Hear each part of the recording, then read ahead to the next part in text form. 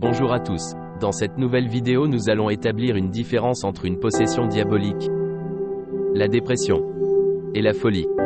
Le but est de nous aider à les distinguer et à suivre un certain cheminement sans plus tâtonner et sans plus nous faire anarquer par des personnes qui ne sont pas expertes dans l'un de ces trois cas. Alors mon frère, ma sœur, sache que la possession diabolique, la dépression et la folie sont des états de santé mentale qui peuvent se présenter de manière différente et nécessitent une approche de diagnostic et de traitement distincte. Voici quelques détails pour différencier ces conditions et les approches de traitement associées. 1. Possession diabolique. La possession diabolique est une croyance selon laquelle une personne est possédée par un esprit démoniaque. Les symptômes de la possession diabolique peuvent inclure des changements soudains de comportement, la connaissance de choses inconnues, une aversion pour des objets religieux, des mouvements incontrôlables ou des voix inhabituelles. Pour distinguer la possession diabolique, les professionnels de la santé mentale peuvent d'abord effectuer une évaluation psychologique complète pour exclure les autres problèmes de santé mentale, puis consulter un professionnel religieux en cas de besoin. Les soins pour la possession diabolique impliquent généralement des rituels religieux spécifiques, tels que des prières, des bénédictions ou des exorcismes, effectués par un prêtre ou un expert en délivrance. 2. Dépression.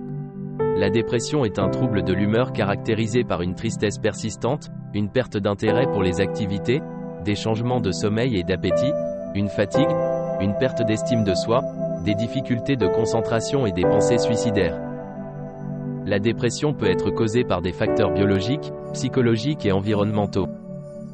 Le diagnostic de la dépression est réalisé par un professionnel de la santé mentale qui évalue les symptômes, leur durée et leur impact sur le fonctionnement quotidien.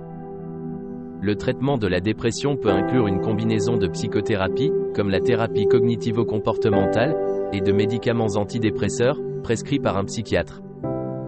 3. Folie, trouble psychotique. La folie, terme non spécifique, faisait autrefois référence à la schizophrénie ou à d'autres troubles psychotiques.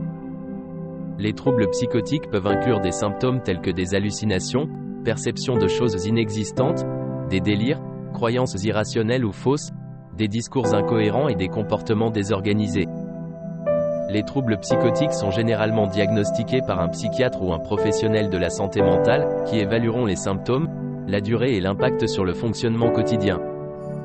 Le traitement des troubles psychotiques comprend généralement des médicaments antipsychotiques, une thérapie individuelle, une intervention familiale et un soutien psychosocial. Il est important de consulter un professionnel de la santé mentale qualifié pour un diagnostic précis et un traitement approprié. Chaque personne est unique, donc chaque cas nécessite une évaluation individuelle pour déterminer la meilleure approche de soins. Si tu as aimé cette vidéo, n'oublie pas de partager et d'activer la cloche de notification pour ne rater aucune des prochaines vidéos. Aussi, dites-moi en commentaire ce que vous en pensez. À très bientôt.